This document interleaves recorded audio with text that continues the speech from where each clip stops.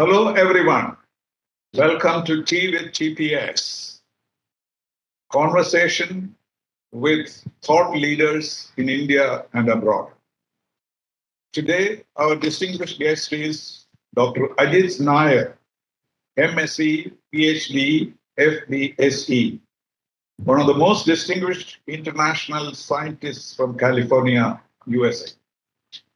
He has the distinction of being a lifelong member of the International College of Fellows.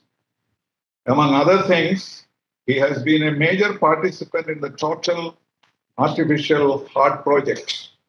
He also has several patents in medical and biomedical research. He began as an engineer, graduated in IIT, took a PhD, and then shifted to medicine. In the US, they say there are two kinds of doctors, the MDs or the moneyed doctors, and PhDs, the poor and hungry doctors. So here is someone who turned from PhD to MD. And he is not only a moneyed doctor, but also has made many more contributions than normal medical doctors do. Welcome, Dr. Ajit Nair, to Tea with GPS. Thank you, Ambassador Srinivasan, for the kind introduction that you gave. And once more, thank you again for inviting me to your very popular and famous show.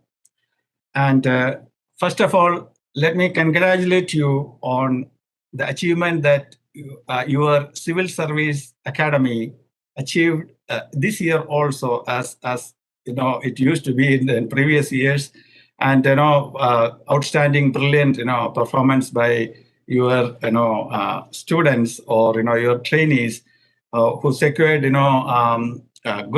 ranking in the civil service examinations. Congratulations again. I recall our meeting in New York where I had the honor to receive an award from you along with the Honorable Assistant Secretary to Obama administration, Mr. Arun Kumar, and our conversation regarding, how to move forward the research and, what is happening all over the world and, how India can catch up on all those things. And, very interesting conversation. And also, we were, exchanging pleasantries and, Yes, in fact, Arun was on my show just a couple of weeks ago. And he talked about Kerala and California, right, in your case.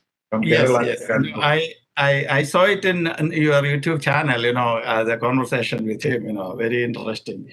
And he always, we are friends. We both of us live in California and both sides of the bay. He lives in area called Palo Alto or Atherton, and I live in Pleasanton, that is right across the bay. We are not meeting nowadays because he is very busy, of course, going all over the world. In India. Yeah. He's currently in India with the KPMG. I know that. And, his wife is also a good friend of ours. And she's the daughter of our great historian, Dr. Menon. Yeah. And so we because of the COVID, we have not been meeting quite often. Otherwise, in many of the functions, when we used to meet.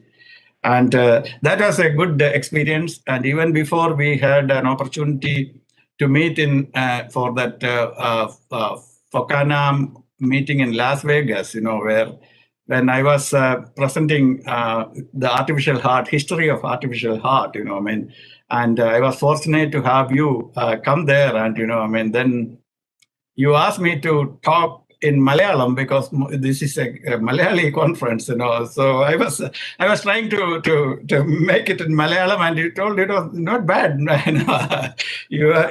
I tried to translate all those, whatever tough technical words in artificial heart in Malayalam, and you are saying that, Well, okay, that will be too much of an effort. Normally, you use English words all the time. that's correct. What That's we call, correct. That's what correct. we call Manipravalam. That's what we normally Yeah, use. exactly. Well, English and Malayalam. I mean, even though, Let yeah, me ask you about your journey. You come from sure. a village which produced the President of India. That's correct. Mr. K.R. Narayanan came from Udavu. He went all the way to the Rashtrapati Bhavan. You went even further. You went beyond the seas and became a distinguished scientist in the United States. You did the IIT, you did a PhD. So it must have been a fascinating journey. Tell us about it briefly. Sure.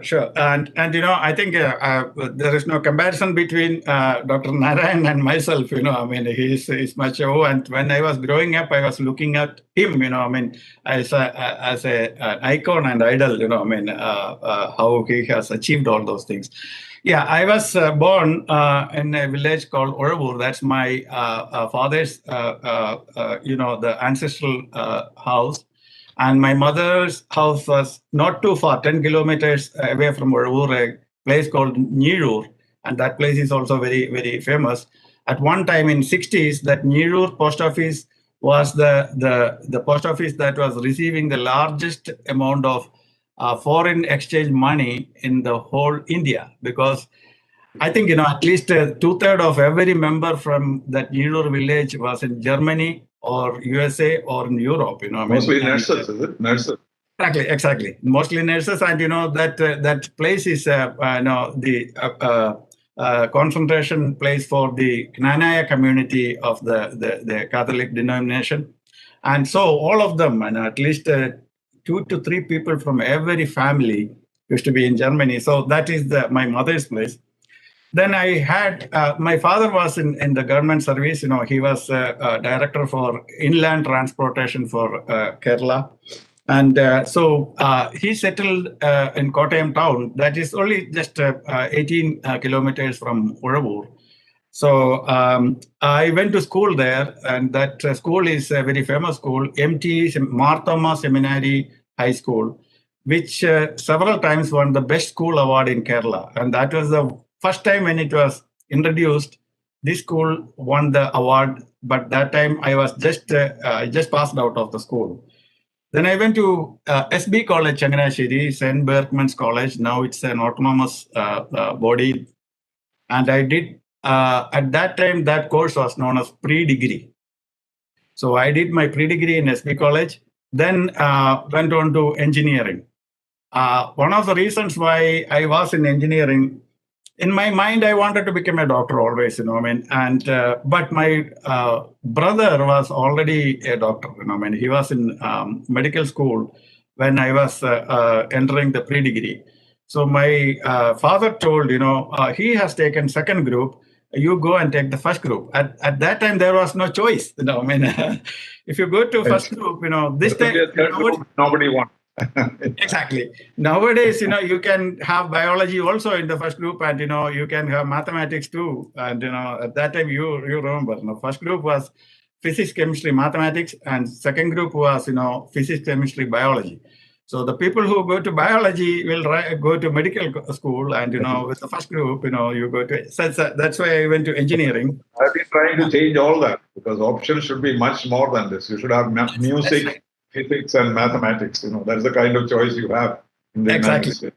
But that's not come up yet. No, it hasn't come up. So I had to take up engineering, and so I went for engineering. And my basic degree in engineering was at that time very popular branch called metallurgical engineering, because the Tata Steel, the Steel Authority of India, National, the Copper Authority, all those, was hot there. And so I went and took engineering.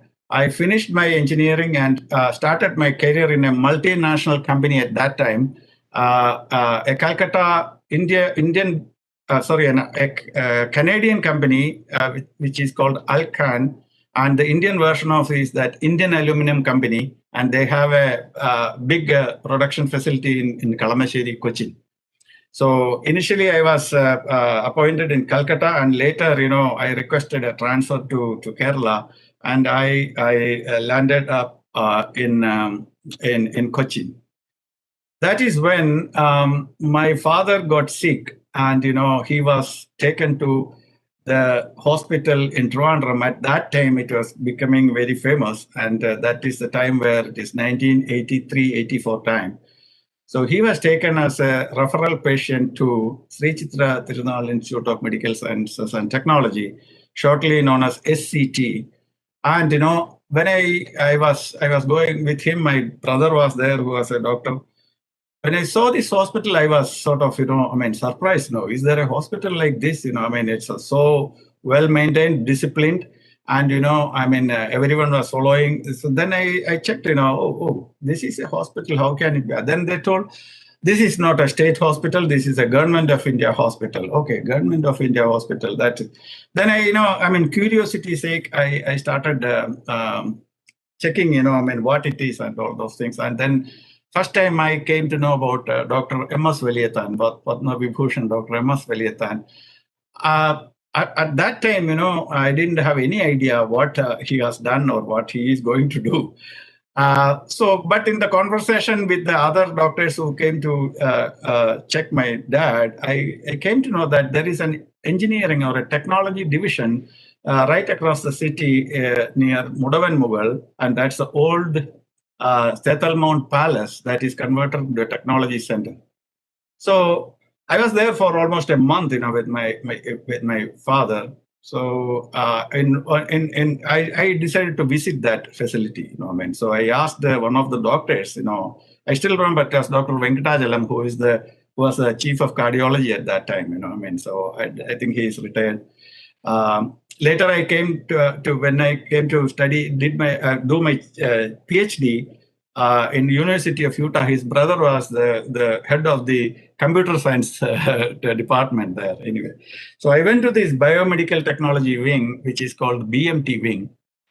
At that time, the head of the BMT wing was Professor A.V. Ramani, Venkat Ramani.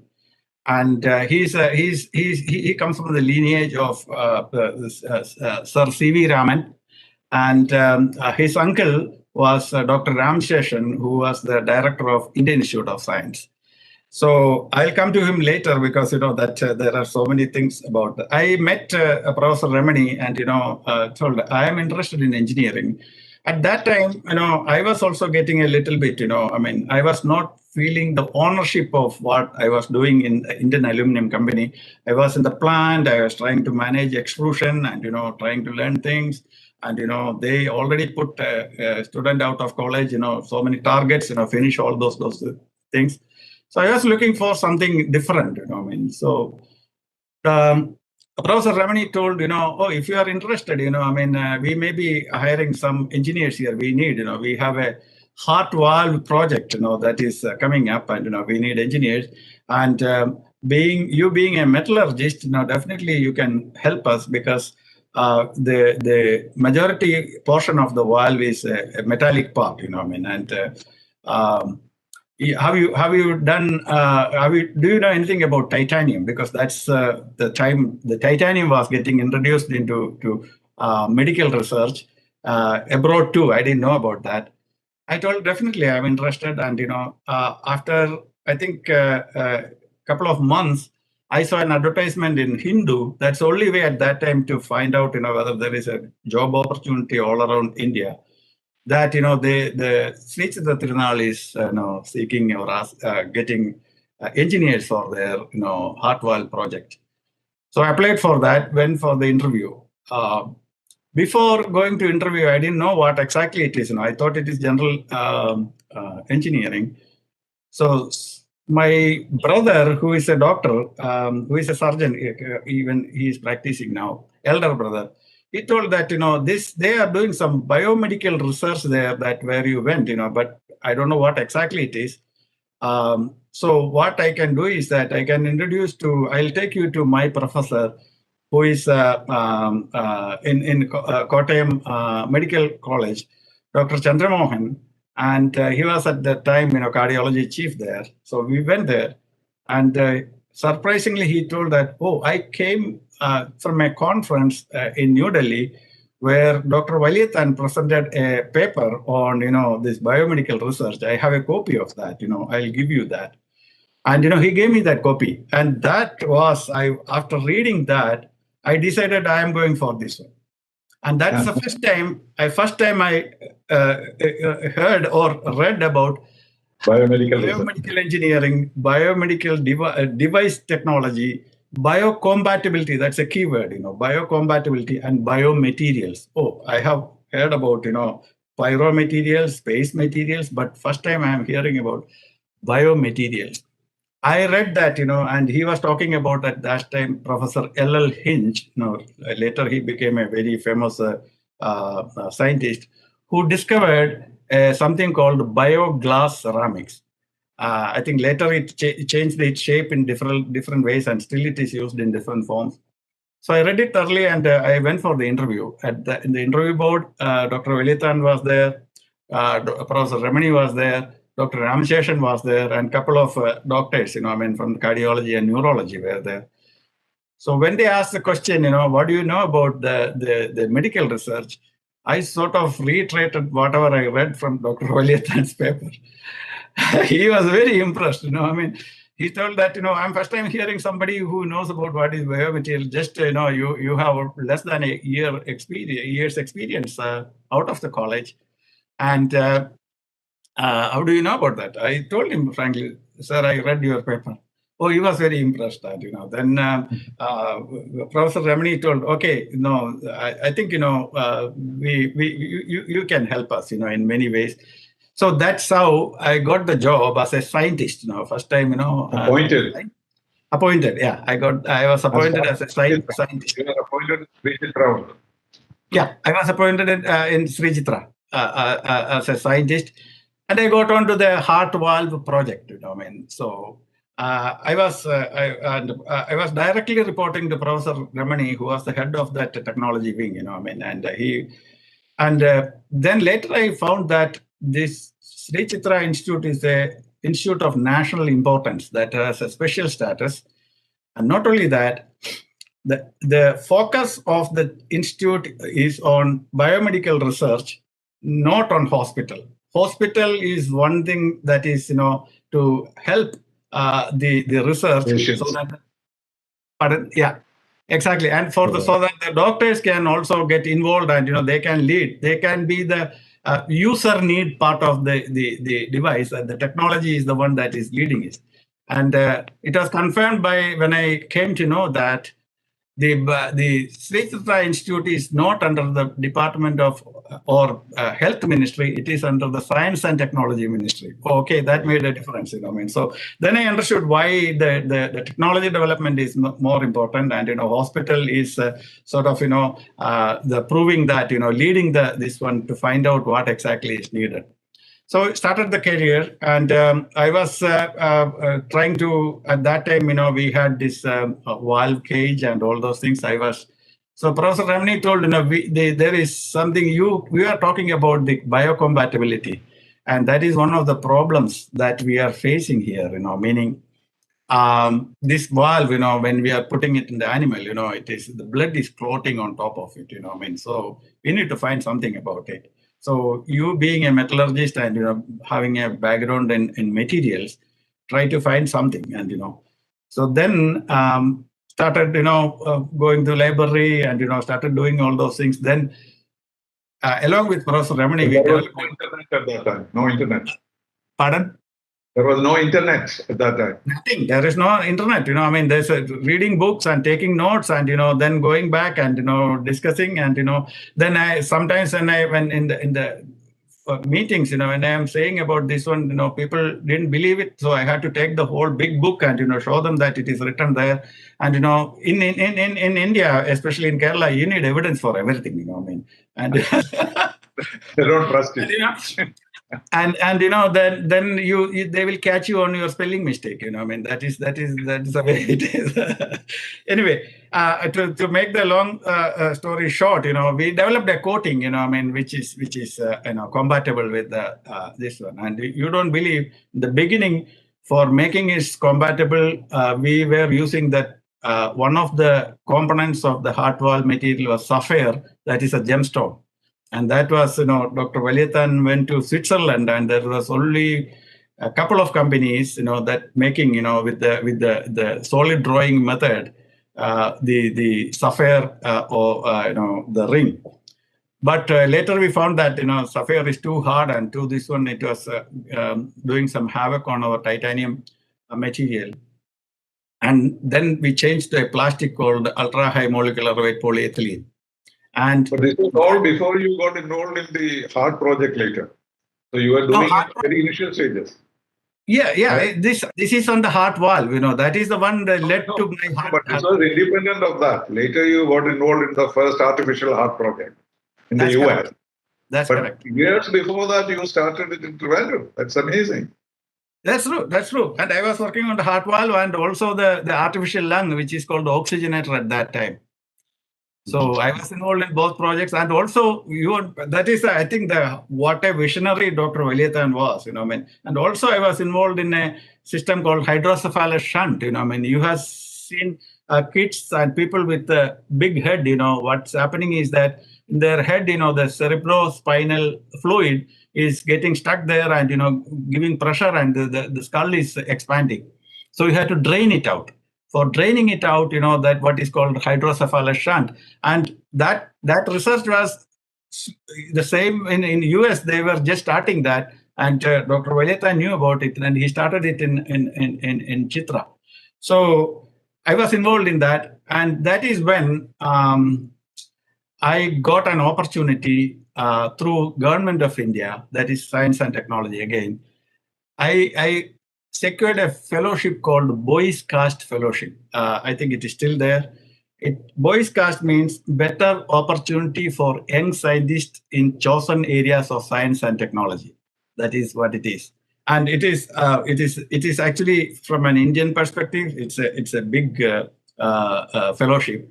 And that has some criteria, like, you have to get accepted in one of the universities in abroad, whether it is in Europe or US or Australia. You have to get selected there. They have to approve, and then the Government of India will provide all the assistance, including financial, air ticket, everything. You won't believe, at that time the Boyce Cast Fellowship was $1,500 per month. And at that time in the US, that was more than enough to live with your family, So, and they provide you the ticket back and forth. Only condition is that you have to, after finishing the fellowship, you have to come back and serve India for at least 2 years. I got famous J visa, right? You have that's right. That's right. So what happened was that, but when I wanted to apply, get a consent from one of the universities, at that time itself, University of Utah was very famous for the artificial heart research and anything related to heart and things like that, which similar job we were doing in Chitra. So I wrote to Professor Kolf, and he is a big name in biomedical engineering. And he is known as the father of artificial organs. He is the one who first implanted an artificial heart in a dog, and the dog lived for 11 hours. But he did that. And he is the one who taught me how to solve a problem and do something. Whatever happens, you may fail, you may win, but keep on doing something. Perseverance is the key to success. Anyway, that I'll come to that later. So I got the letter from Dr. Kolf, and saying that you can come, but you'll stay with me 3 months, and if I'm satisfied with you, I will get you into my lab, or you have to leave. So he's very straightforward, and So then I went with this letter to Professor Valiathan. And he wrote me a support letter to Government of India. This is a one-time opportunity anyone can get. Working with Dr. Kolf, he's the father of artificial organs. I have that letter with me now. What a support letter! And I think within a week I got the information from Government of India. You are selected, and let us know when you are flying to University of Utah. Yeah, University of Utah. And University of Utah was very famous. Even now, it is one of the best universities in the world for two things.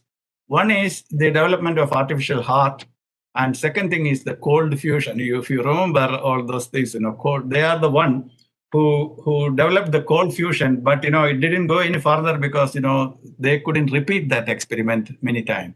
But it was a big bang in the whole world. Like without an atomic explosion, you can create infinite energy or whatever they called it at that time. They're still working on fusion in France. They are working still. Yeah, they are still working on that. And those are the same scientists who worked first and developed this superconducting material, and they became famous like that. And when we discuss the research situation scenario in India, I can come back to that superconductor research again. But that Utah was very famous, and that is how I came to Utah. Started working on artificial heart with Dr. Kolf. I first time came to know, okay, it's not a heart valve, it's a total heart. It's a totally different world, different animal. You are going from rabbit to dinosaur or whatever it is. By then, heart transplantation was taking place already in different parts of the world, right? Not artificial. Yes, that is correct. Somebody else, that is already there.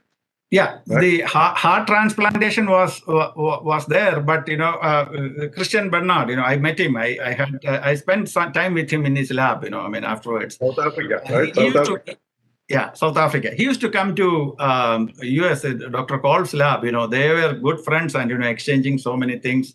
So Dr. Kolf, one of the advantages of Dr. Kolf, is that he will send his students to all the reputed places, nice places, and say that go and see that, learn what you can. So he used to send us all over the world, and he used to take us for each and every meeting. Whether it is a SIO meeting, that artificial internal organs meeting, whether it is a biomaterials meeting, if he cannot come with us, he'll send us go and take it, and he will send one of his professors with us to go there. So that is when I sort of jumped into the field of artificial heart, and that was a journey. And the first thing he told me is that we are developing a heart which is a pulsatile pump. They were trying to mimic exactly the pump, how the heart is working. So they created a diaphragm, and what they did was, at one side, they have this chamber in which you have the tricuspid and bicuspid and all those valves. The bottom part is a chamber through which they will pump carbon dioxide, and there is a diaphragm that will be pumping up and down. So the blood go up and then it comes back. So they were trying to mimic the heart. One of the problems they were facing at that time during experiment was that the diaphragm is a polyurethane diaphragm. The carbon dioxide is slowly diffusing to the blood with time, because it has to go 10 million cycles at least. It has, the life of the heart is life of the Persian too. So it has to be there. So it is slowly diffusing into the blood, and the blood oxygenation, the PCO, what we call, the carbon dioxide level is going up with the patient. So then they have to remove and get extra oxygen and all those things. Even in the animals, we were seeing that.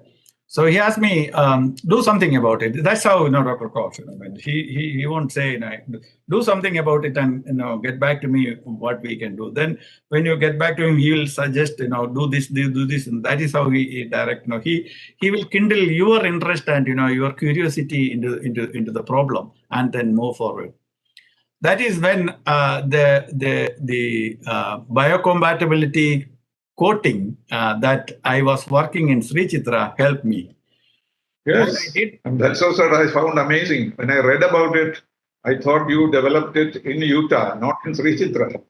Well, when you talk about that, it was developed in Utah, but it's in a different form. It's the the coating concept was, embedded in me. That ceramic element that you used, you already had used it in Chitra, right? Yeah, the ceramic element was used in Chitra on the metallic covering. But here you had to think of coating something on a polymer that is a ceramic, which is breaking. So that is a technology I developed to coat this ceramic. Doesn't matter any ceramic now. You can coat it onto a plastic, and that too flexible plastic. So the technology that I developed is that making this coating amorphous from a ceramic, that brittle nature, making it into amorphous stage, and then coating it on flexible ceramic, and and it stopped the diffusion, and that Dr. Kolf liked it, so he told me to go and present it in the. That became part of the artificial heart eventually. At that time, so the artificial heart evolved from pulsatile pump to. I'll go through that, the history. So he asked me to go and present it in American Society for Artificial Internal Organs, and I presented it, and that won me the Medforte Innovation Award. For developing this one, and that was my first award in US, and that was very encouraging. And also, Dr. Kolf. The award means you get money for research. Is that what does it mean? Yes. Not simply a trophy or something. No, I'll come to that. I'll come to that when I compare. So then he told, let's go and patent it. This is a wonderful technology. So we patented the coating itself and also the process. Those were my first US patents. This coating as well as the process. And that technology was taken by the industry, both two industries, and Dr. Kolf extended it to other products, like electrosurgical electrodes and things like that. So it found, use in more than. One of the advantages of any university in US is that if you have an invention and you got the patent, and if your technology is taken up by an industry, they will share the royalty with the inventors. So, but they will take about 40 to 45%. University will take, and rest 55 to 60% they will share among the professors and who all are in that invention, in the patent. Even the professor get a share, right? Professor also get a share if his name is on the patent, not if not. So yeah. So only I know a Malayali professor in Stanford was 80 startup companies. You must have heard about. An engineer. Yeah. No, the thing is that they will give you the opportunity, and there is something called technology transfer facility in every university, which they are constantly communicating with the industry that, hey, we have this technology, this patent, and many an industry will come to the technology transfer cell or technology transfer department, like in Stanford or Utah or Berkeley or you name it, and they will license the technology from the university. And most of the time, if a student is in that patent, or if the student is working on the patent, that student is sure to get a job once he finished his graduation or his PhD. And professor will be a consultant, and he'll be also given some stocks and things like that. So if you get one of your patents licensed, probably you are good for rest of the life. You get the royalty continuously coming to this one. If you have more than one patent, you are that is how. But again, in US, your dream is to become an entrepreneur. You have to have your own facility, your own company. Yourself, yeah, exactly. You don't want to work for somebody else. Yeah. Exactly. I did it for some time, but I graduated. Everyone does that. Yeah, but then eventually everyone wants to move on to your own thing. I remember my son saying, "Now I don't want to work for anybody else." Exactly. That will come, because you are comfortable, and you don't have to worry, and that is one of the reasons in the research in India. has some hiccups. We will come to that at this one. So that is few things. I in my journey. I mean, that is how it is. And what is the latest in artificial heart now? Has it been used now regular? No, it is still used as a bridge to transplantation. One of the problems. Instead of getting a heart from another, body, donor. Artificial heart is actually implanted. It is implanted. And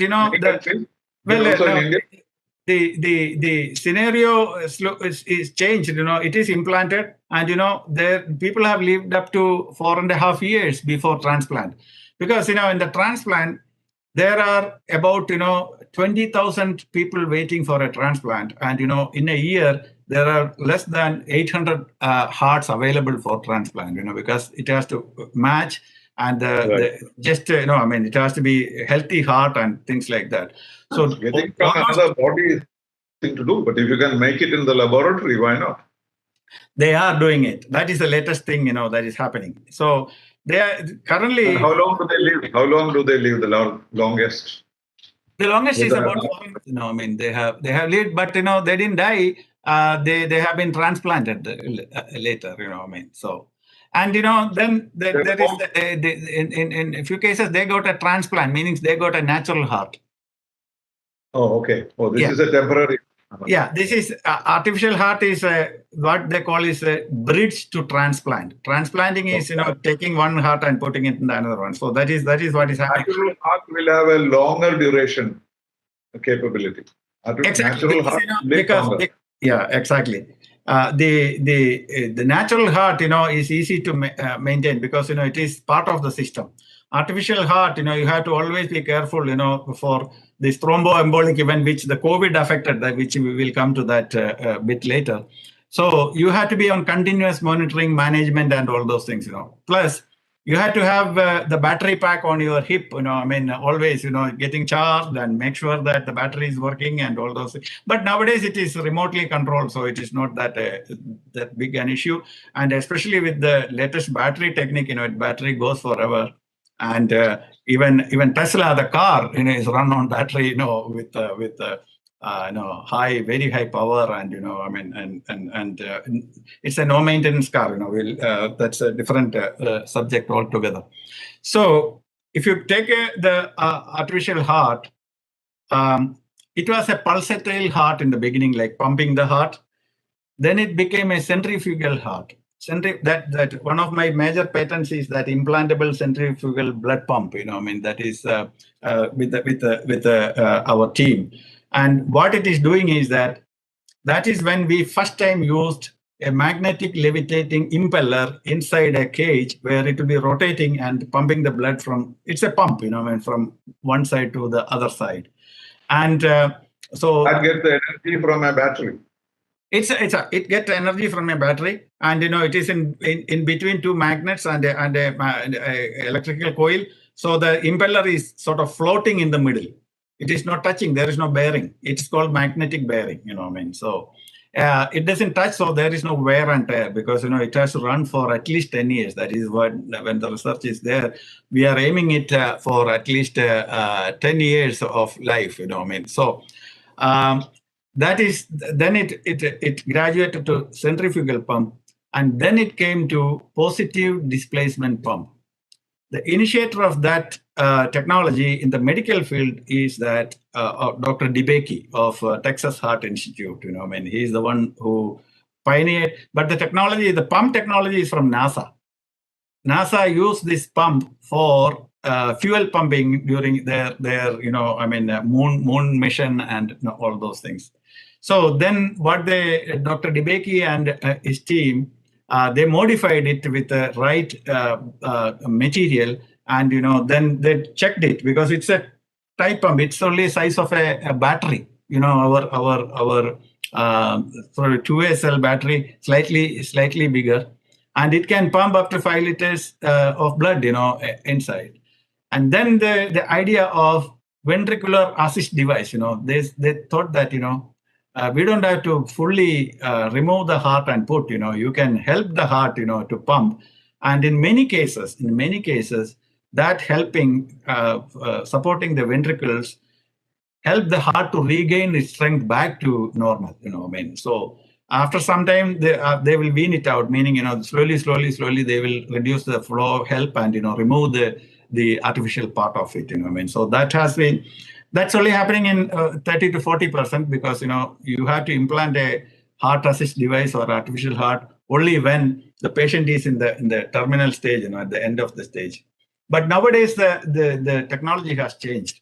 Now you can detect the heart problem right from the womb. You can figure out, whether the child is having a problem or the child will have a problem. So you can predict all those things. That is the advances in all this research, which we will touch upon later. So the positive displacement pump, sort of revolutionized. There was initial doubt among scientists and doctors. The positive displacement pump doesn't have a pulsatility, it is continuously pumping, where the heart is pulsing, and, that is how, the vessels are, kept alive. Vessels get some sort of exercise due to this pulsatility, and that is how it is maintaining its elasticity, in many areas of our body. Then what they did initially was that they adjusted the speed. It will go fast and then slow down, go fast and slow down. So they created a pulsatility within the pump, of a continuous flowing pump. So that helped. And, then after, when the patient gets used to that for some time, probably they can adjust the speed and they can continuously. That comes under the management of the physician and the patient. The patient condition, his blood, each patient's blood is different. So I think, they have to manage the way they wanted it to manage, or they want to manage it. But Ajit, do you actually work in the operation theater when this is done, or you are not related? No. I do go into the OR. We call it OR, an operating room. I do go into OR, and, when a device that is first introduced, you watch the performance and learn from it. Yes, watch the performance, and also when one of our devices is implanted, we go there, and, from the device perspective, we are the expert. The doctor has to be trained, So he wants always the scientist with him, telling that, okay, this, switch on this one, switch off this one, increase the speed. And after a couple of operations, he's set, he knows, Even before we used to give training to him. But you still need a doctor. You can't implant this. You need a doctor. I cannot, in US, I cannot touch a patient. I have to be I have to be away from the OR room, but I can operate all those machines that are connected to the patient. But I cannot. You watch from outside. You don't go inside. No, inside. By the side of the we scrub ourselves. We do the scrubbing and gloves and all those OR suit. Nowadays, extra, with the mask and double mask and all those things, But it has reduced because of the COVID, that people they don't want many people inside the OR nowadays, So that's but that is the vision of Dr. Veliyathan. That I didn't go to the OR first time after coming to US. I did it in Chitra when we were developing the heart valve. And when he was implanting other heart valve, imported heart valve, he used to invite all of us and see how it is working and how it is doing and how it is featured, so that we can introduce features of similar features in our valve, so that it is easy to put it in. So, and with the oxygenator, this one, when he is doing the surgery, in the heart-lung machine, the oxygenator they put, the Bioxyley oxygenator was very famous at that time. To move the system onto the machine. Exactly.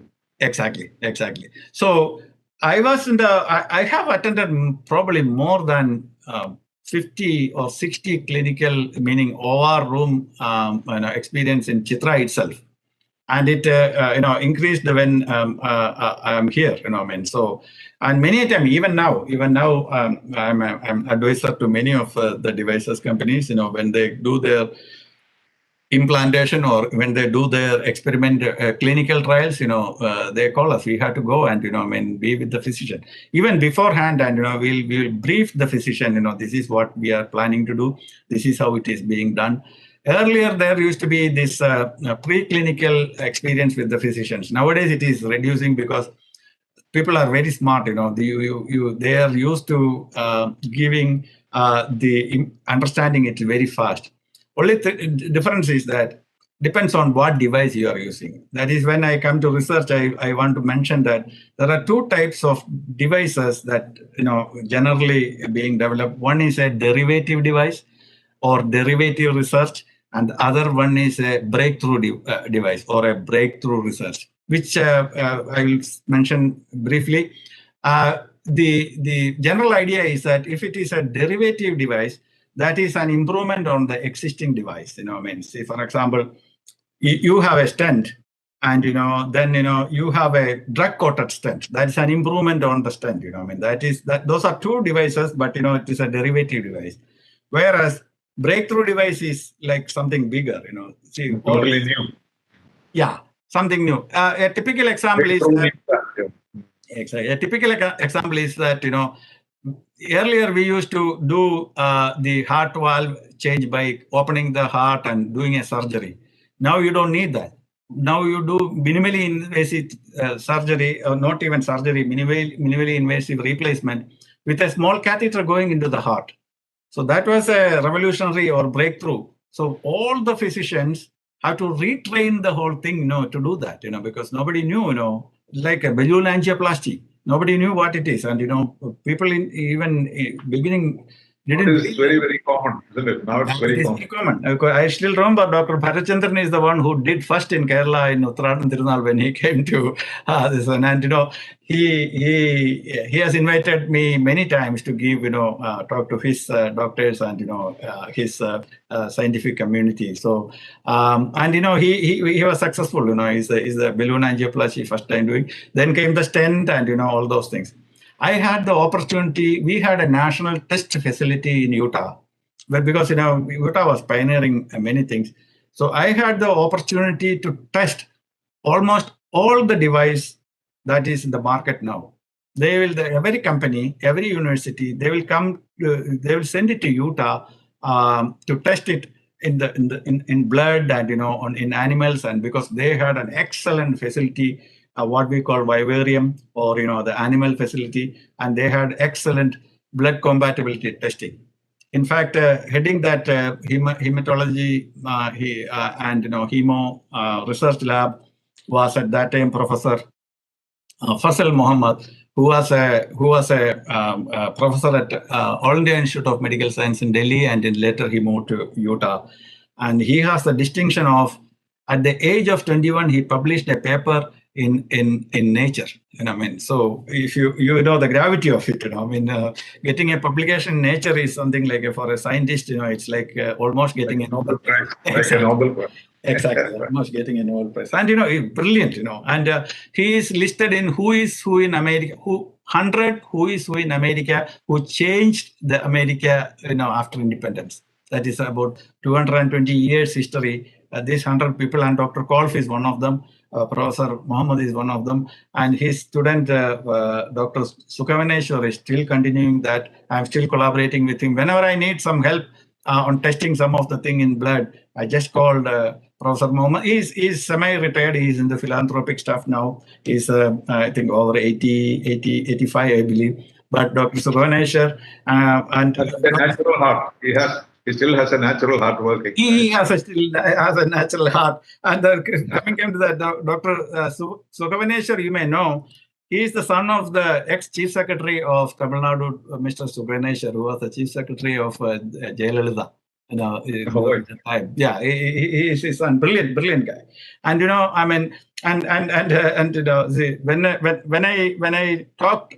when I sent our flyer for this artificial heart project, I'm having a discussion with Honorable Ambassador Srinivasan.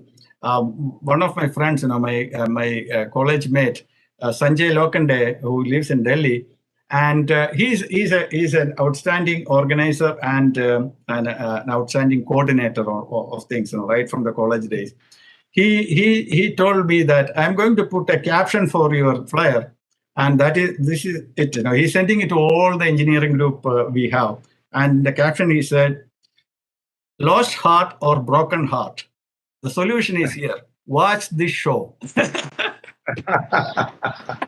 Very good. I must put it on my file too. Yeah, I told Lokande, that was very, very kind of you, to do that. So, the training, my colleagues, in Chitra also, Nagesh was there, who also got the Boy Scouts fellowship, and he came to Cleveland Clinic and got trained in the blood pumps, and he tried to initiate something in Chitra. He's still in Chitra, and Mr. Muralidharan, and who was directly involved in the mechanical part of the heart valve. He was a computer wizard, and you remember in early late 70s and early 80s, he was doing computer programming, with the limited facility that we had, and in Chitra. And Dr. Bhuvaneshwar, who was heading the heart valve project, he became later the head of the technology division. And the team was fantastic, and the Mr. Neelakandan Nair from Trivandrum, he was the engineer, a mechanical engineer, who developed this cryo machining. This ultra high molecular weight polyethylene is a material you cannot machine very easily. The ordinary machine cannot be done. So it has to be cooled under 120 degrees C with liquid nitrogen, and machine it with a lathe and what you call a pointing gun with a liquid nitrogen. He machined it, and that is the valve still used. The first patient who was implanted with that stellate cage and this ultra high molecular weight polyethylene disc is still alive after 30 years. So the same patient, and Mr. Balagopal, who's the first entrepreneur in medical devices, I'll come to that. He wrote an article about this, Mr. Murali, that is the name of the patient who got first Chitra heart valve. He is still going strong after 30 years. So, that is a great achievement.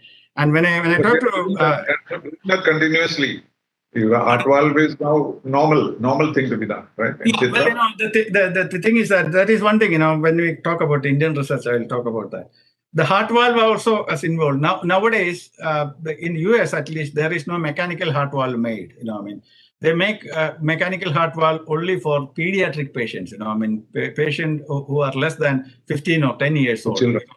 Yeah, and all other valves, what is put in artificial heart, in left ventricular device, or in patients, are tissue valves. So what they do is that they take the pericardium, that is the heart covering that is outside the heart, and shape it into a valve, and put it in a cage, and then implant it in patient. And you don't need an operation for that. It is called the percutaneous. They can put a catheter through your. It's like your angioplasty. You go in and that becomes part of your body. That's right. That will become part of your body. And so that has become, and again, further development, which I was involved too, there is a device called Mitra clip. I don't know whether they started implanting it in India, but that is revolutionizing the heart valve therapy. You don't have to do even a surgery. You don't have to do even replace the valve. You go and, mostly the biggest problem with the heart valve, especially the mitral valve, what is called the mitral valve stenosis. That means, when the valve is closing, it is not fully closing, so it is leaking through the valve leaflets, so that the blood is not getting oxygenated, and patient become weak, and the heart is dilating, and eventually they will die. That was the biggest problem. That is still the biggest problem. That is what Dr. Valithan was trying to address, because that was a big problem for India. So that is why he initiated this heart valve program. But now what they are doing is that, okay, you don't have to replace the valve, you don't have to have surgery. What it is doing is that it is going and clipping the leaflet, so that the regurgitation or the blood leaking through from ventricle to atrium is closed. And the patient is walking out of the hospital either the same day or the next day. It doesn't need much. Initially they were keeping it for 3 months. Now it is quick and very fast. What a revolution that is. And I don't know. I heard that they are trying to do one implantation in Escorts Hospital, New Delhi. I had to check on the update, whether it is being done or not. But it will come. It will come to this one. It is developed by Abbott. I was also involved in that development, and that is a revolutionizing technology. So that is probably the gist of the development of artificial heart. Please let me know if you want me to go deeper into any of these areas. Well, we are very little time. I think we have already used up a lot of time. But can we talk about the COVID impact? How it has changed all this? Yes, it changed a lot of things. It changed. From a researcher or a scientist perspective, it has changed the direction of research itself. So now there is another parameter or a boundary condition is imposed into the integral of the whole thing. So you have to consider certain things, before doing the research. So one of the greatest direct impacts that we researchers or scientists had was that the direct lab work is sort of completely, it's on a standstill. It is slowly gaining back after 1.5 years. One of the problems is that, you cannot be in the lab, you have to be alone either, or, you have to minimum 2 people in a big lab. Things cannot move. See, for example, the heart valve testing, which has to go 10 million cycles, and it is continuously working, and you have to continuously monitor that. There is electronic monitoring and all, but you have to adjust, occasionally, the pressure, the flow, everything to test it. That has to stop completely, because nobody is there in the lab to do that, and that is one thing. People working closely has become difficult. Very difficult, very difficult. They are doing, the Zoom is doing a wonderful job, at least we can, like WebEx. Yeah, we can at least face-to-face talk. Second thing was that from an artificial heart or the blood pump, or now we call it a structural heart. That means we are playing with the structure of the heart. And there is another development parallelly happening, which I'm indirectly involved. I'll talk about that. It's the blood clot management. That, the people talk about blood clot. If you take a vaccine, there are incidents of clot forming, inside this one and creating problem. And that is really creating problem when we are testing the blood pumps, or anything on the structural heart. Even when we are trying to do it in the lab using this preclinical blood or animal blood, and they try to induce, the COVID virus into that, it is creating problem, without body adjusting anything. Has COVID made you recalculate the length of life of people? In the sense that even if they are healed, they may not last as long as they used to do in normal circumstances. Has that happened? You don't have to recalculate. That is becoming more and more evident, unless otherwise, you come up with something that, is taking away. Well, I don't know whether I can talk certain things in the open forum. I don't want to, give wrong information. Particularly, it might scare people, right? Exactly. I don't want to scare people, but COVID stays there for a long time, even if you think you are cured. And first of all, people think that it is a respiratory problem. It is not. I stop there. I don't want to go further on that, because you know that, we can talk in person, all those things. So there is another thing that is happening in parallel is in the genetics and stem cell research. Now, what they are trying to do actually in Stanford, they are trying to grow a heart or any organ that, for that matter, with the patient's own tissue. So, and that is fantastic. You have a scaffold of your shape of and size of your heart and the chamber size, and you take the tissue and grow the tissue over the scaffold so that, then, once it is ready, they externally connect it, take a shunt from your femoral artery and connect it to the heart and acclimatize it, to some extent, and then you can. But that hasn't been done it in patient yet, but if I am right, there are few animals walking around that with that, to some extent. But these are, I cannot go further deeper into that. One of the things is that confidentiality is a big thing here, that is where everything is put on. That is one of the problems that we see in research in India. I attempted to collaborate with several universities, industries in India, but one of the problems is the confidentiality part of it. So does it mean that there is also spying taking place, like in diplomacy or anywhere else? Industrial spying is very common. I don't want to use the word spying, but I'll tell you the example. If one company comes with a device or a patent is published, the first thing the other companies do is that go to that patent and ask their engineers to work around the patent. That is why so many companies are making a stent. So many companies are making catheters because they know how to work around. So now the strategy is that if you have a core patent on any technology, you have to create a fort around that core patent so that nobody will penetrate. Each and every aspect of it, you cover it. And I was heading a team. They got a wonderful technology, and they asked me and my team patent as much as possible, or find out ways to patent as much as possible around this core patent so that nobody can. It's creating a chakravyuha. If you talk it in terms of Mahabharata. Yeah, exactly.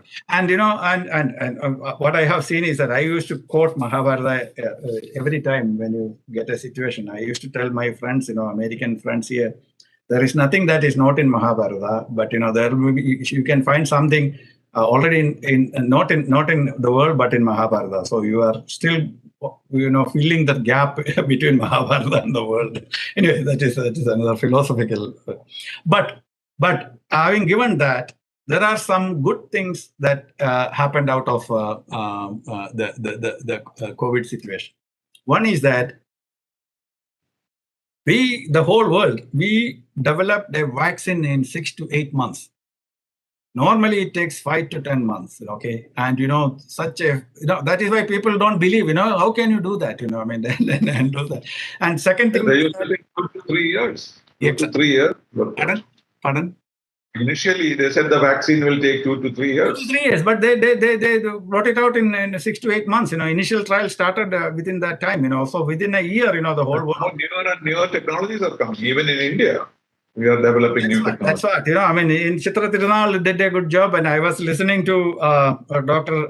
Kishore, Dr. Asha Kishore's speech, and they are doing a tremendous job, but unfortunately, some other things are taking place peripherally, or which is sort of trying to squeeze things out, but that I don't want to get into the political side. She herself had to leave. Exactly. Then if some of my friends ask, why don't you come to India and do something here? Of late, I told my friends, I will definitely talk to Dr. Asha Kishore and decide whether to come to India and do that, And, at least you have to get an honorable exit, there is a chance to have an honorable exit, But, I'm not going to getting into politics. We have stories of various kinds, even in space technology, how much. Yeah, exactly.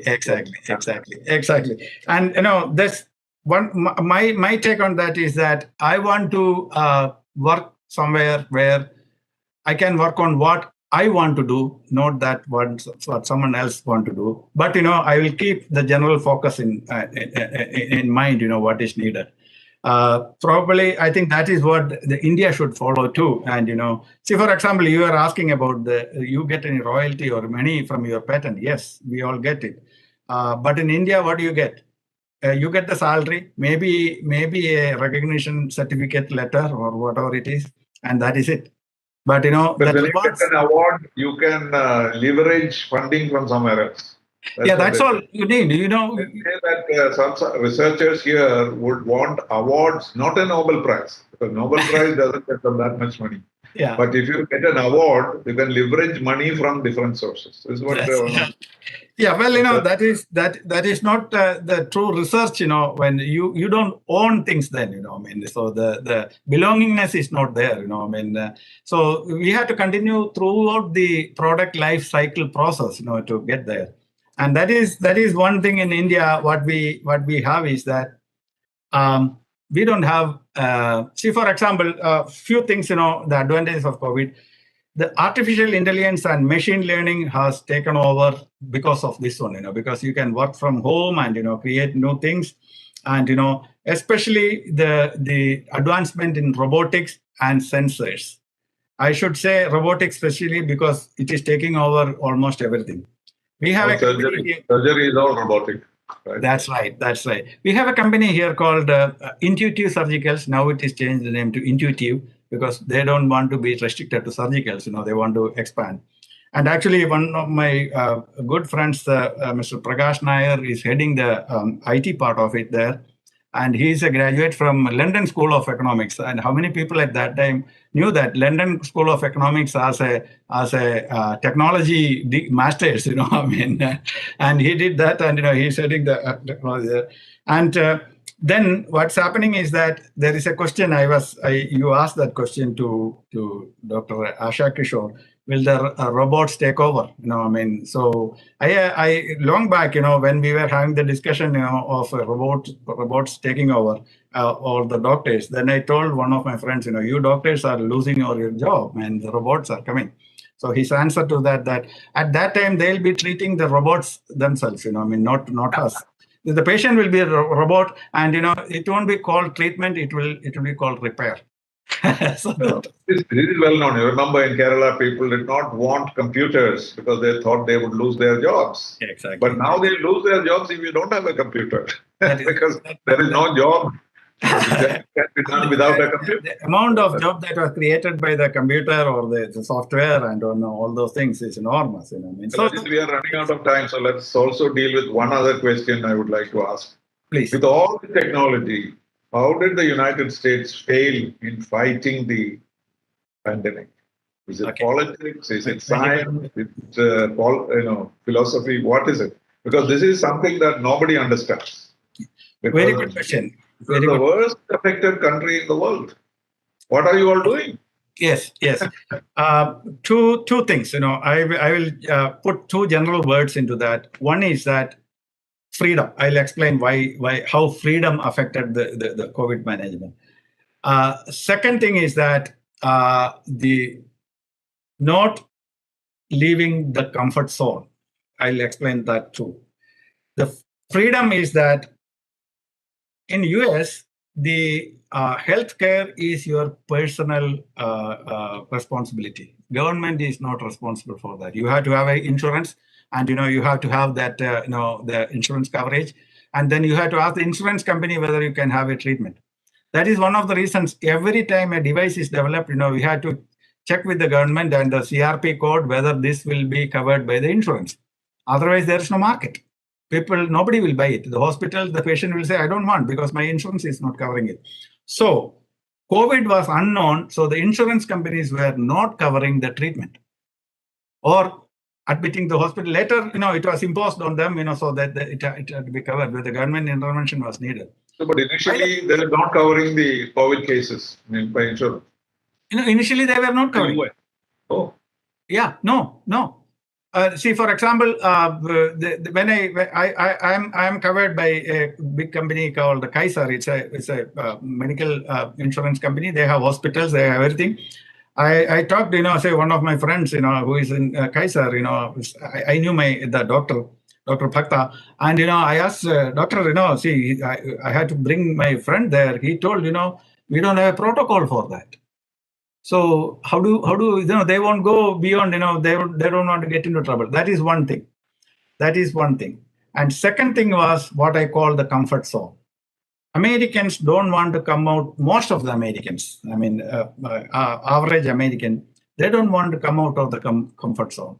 The only time they will come out of the comfort zone is that when they hear something called war. If the war is there, suddenly they are in action. Otherwise, their comfort zone is war. This is existential. No. That is exactly what happened. So they don't want to come out of their comfort zone. Like, if they are having beer, beef, and football. Football is American football, or what you call is that, booze, food, and entertainment. They are comfortable with that. This COVID was a disturbance for them. They don't want to come out. And more than that, initially, politically, there was a message they're trying to give. President Trump himself sent the wrong message. Yeah, exactly. It's only a flu. Why are you worried about? All those things accumulated, and when they realized, only people started dying. So that was, and there are still people, they don't believe in vaccination. Yes. And almost 30% of the people will never have vaccination. No. So what happened was that using this opportunity, so many these groups, belief groups or these cultural groups and all those things, they try to enhance their reach, saying that don't worry, don't take the vaccine, we are here. That is why you can survive. And most of the preachers died of COVID, so then it started coming down. And the third thing was that actually when Biden came, he had to give that word that we are at war with COVID, and that only sort of shook the. He has not made much of a difference. So. No, well, he's promoting vaccination for sure. He already called the CEOs of the company and told them that make sure that all your employees are vaccinated, for that you get special recognition and maybe including tax benefit and things like that. So now everyone gets ice cream. If you get a vaccination, you get ice cream in New York. Well, this is for the whole company, so it's the responsibility of the board or the CEO to make sure that all his employees are vaccinated. So, no, but if a certain percentage of the people never take vaccination, then how will you get herd immunity in the US? Well, good question. No, because the freedom factor is such big that they have the choice whether to take it or you cannot police vaccination at least for now. Yeah. So we cannot do that. There are actually very senior, serious-looking people are saying this is not a vaccine. This is something else. This is painful. That is true. But one thing to remember is that, see, in 2020, because of the mask culture and all those things promoted, there was almost nil or close to zero case of flu.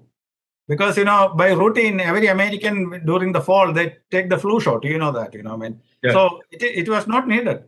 There was not a officially reported flu in any of the counties or any of the states, but there may be few of them. And I used to take it in the US. It was compulsory. The doctors used to give me a flu shot every year. Yeah.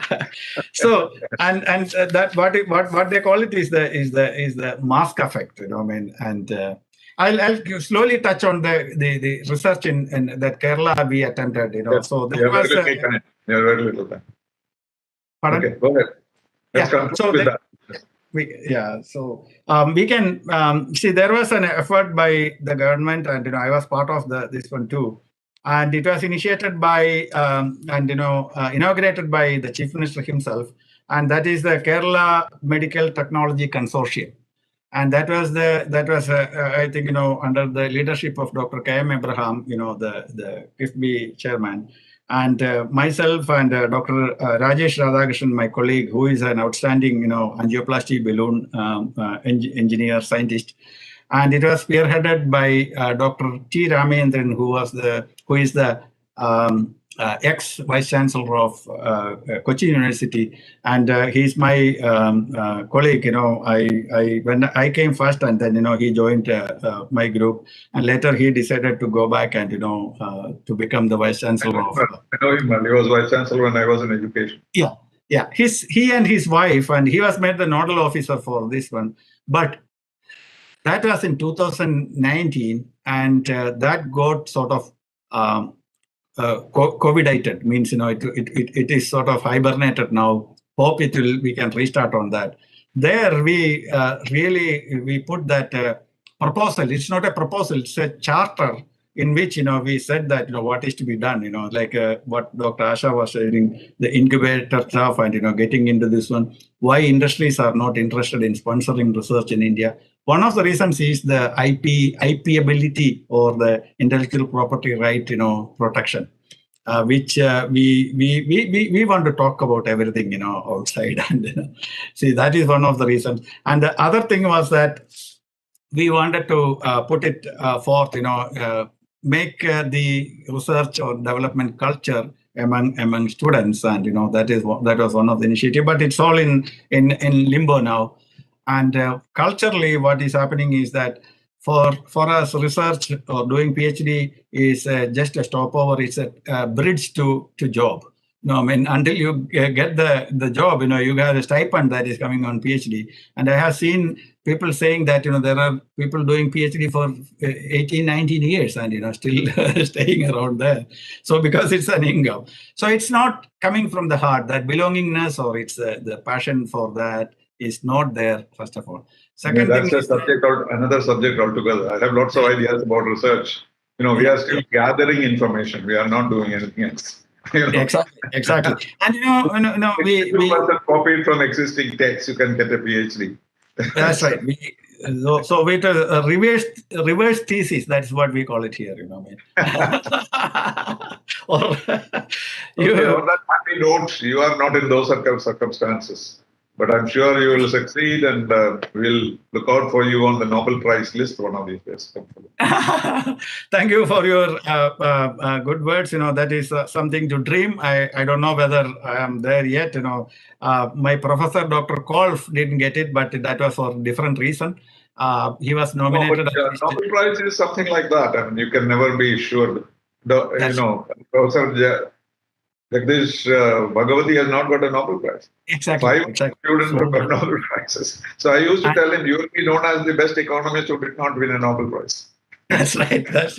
Dr. Kolf is the father of almost all the organs, transplant, including all those. So everybody who does well will not get the Nobel Prize. That is very true. Yeah. But I think a breakthrough has to come somewhere. So thank you, Ajit, for spending some very useful time with us. I think it will be of interest not only to common men, but also even doctors will benefit from your talks.